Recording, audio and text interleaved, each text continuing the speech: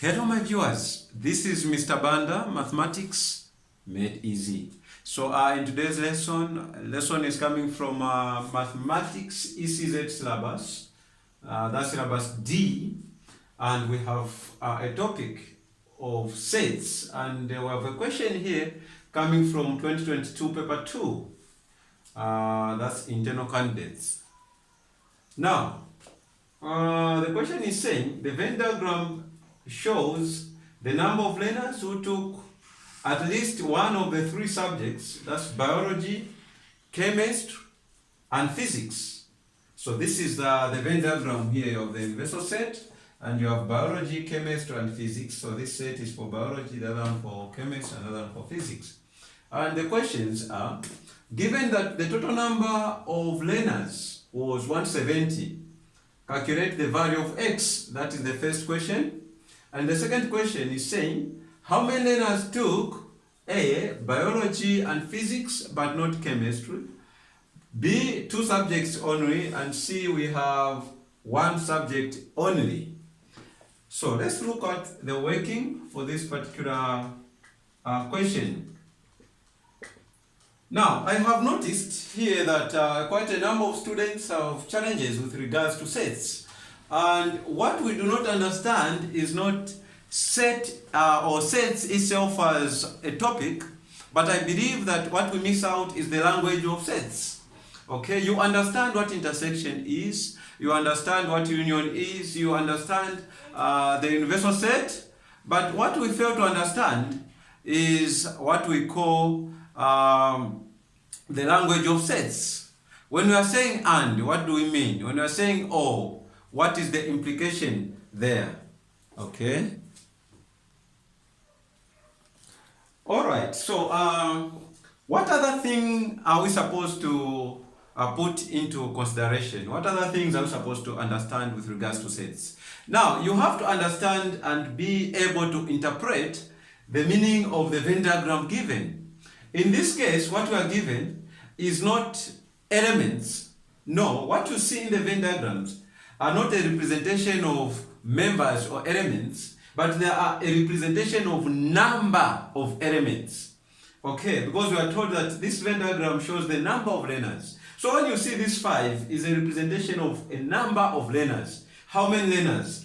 And when you see 10, similarly, the meaning there is the number of learners. Now, alright, so how do we tackle this question? We are told that given that the total number of learners was 170, what is the value of x? So meaning, when you add this number of learners, in short, the universal set, which is having the number of learners who took at least, meaning all of them took either or both of the three subjects. So, when you add x, which is a representation of a specific number of learners, x plus 5 plus 10 plus 7 plus 15 plus x minus 5, the sum must be 170, because 170 is the total number of learners.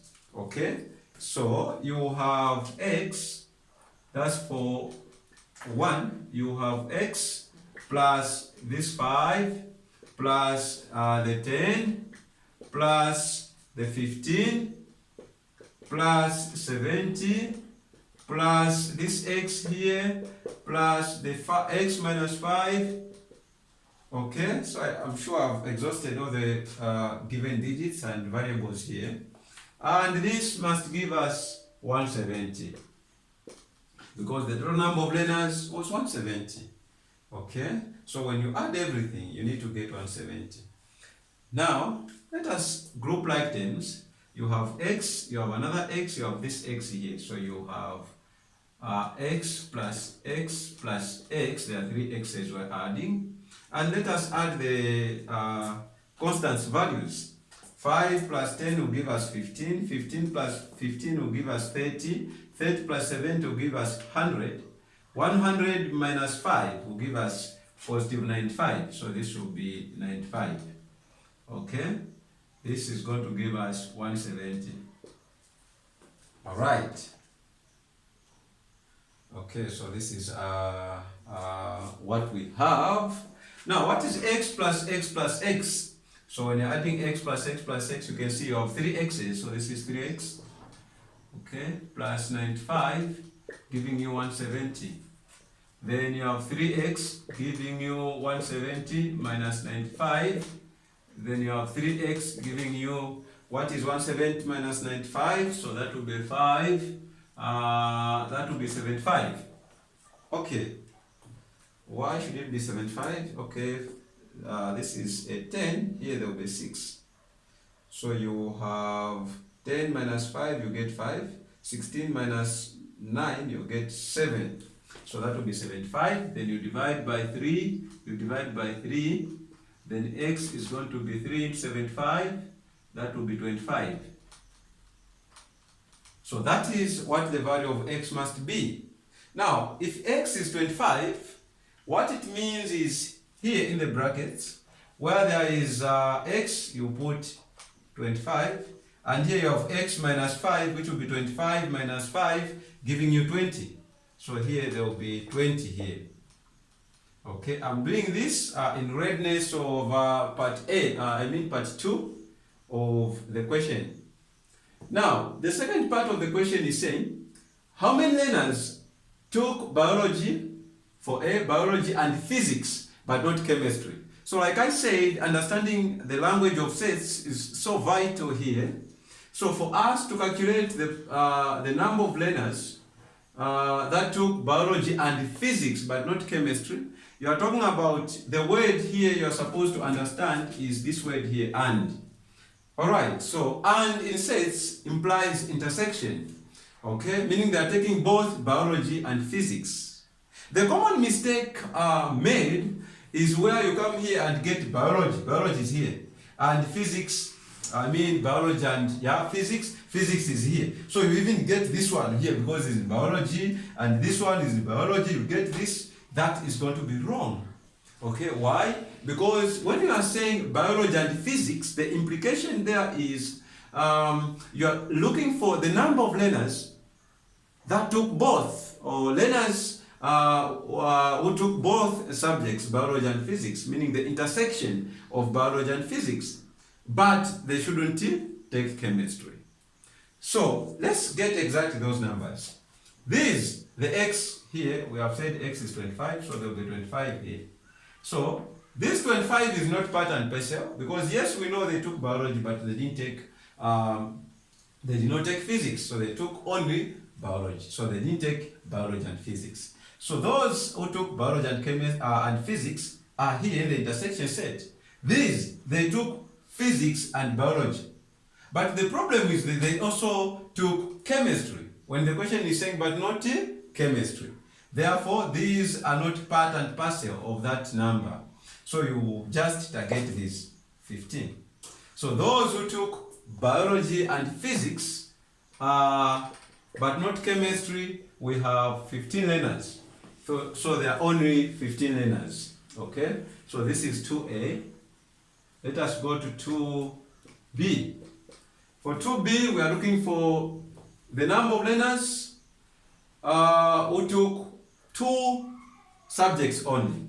So these were not bothered to take just one or to take 3, but they said, no, we are going to take only 2 subjects. So how many learners took 2 subjects only? These here are taking biology and chemistry, so they took 2. Okay, this is the intersection of, this is a portion or region representing members or number of learners who took only biology and chemistry. So you have the 5 here, they took only 2. These 2 here, they took only 2. Okay. And who else? These here took only 2. So we had x here, so we have 25, sorry. I'm sure in the question we had x there. So that is supposed to be 25. Okay, and here we had x minus 5, so it has given us 5. So we have these, they took, we have these, they took only 2, biology and chemistry. You have these, they only took physics and chemistry. You have these 15, who only took biology and physics. So you add 5 plus 15 plus 25. And let's see what you're going to get. So you have 5 plus 15 plus 25. This is going to be equal to 5 plus 15, it will be 20 plus 25, which will give us 45. Therefore, 45 learners took only 2 subjects.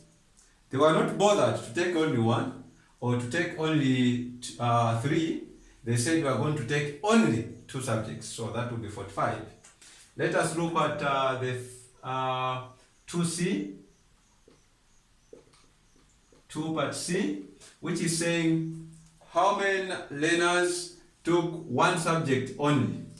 Alright, so for 1 subject, when you look at this here, are not taking any other subject apart from chemistry. So they took only 1 subject, which is chemistry. When you look at this here, only took biology. When you look at this here, only took physics. That's why they are not found in the intersection set. So you obtain or get the numbers, collect all the numbers that are outside any intersection. They are only belonging to this and that. Alright? Those are the ones that you add. Please, not outside here. These who are outside, if we had, those we don't have, if we had something outside here, it means they didn't take part in any of this, or they are not taking any of the subjects. So you take 25, 20, and 10. So that will be 10 plus 20 plus 25. This will give us 55. So the number of learners who took only 1 subject are 55 learners. Okay? This is what you are supposed to do when you encounter such a question. I hope and believe you have understood and followed it so well. Thank you so much. Please do not forget to subscribe to my YouTube channel so that you can watch more and learn more of mathematics. Thank you so much, and God bless you all.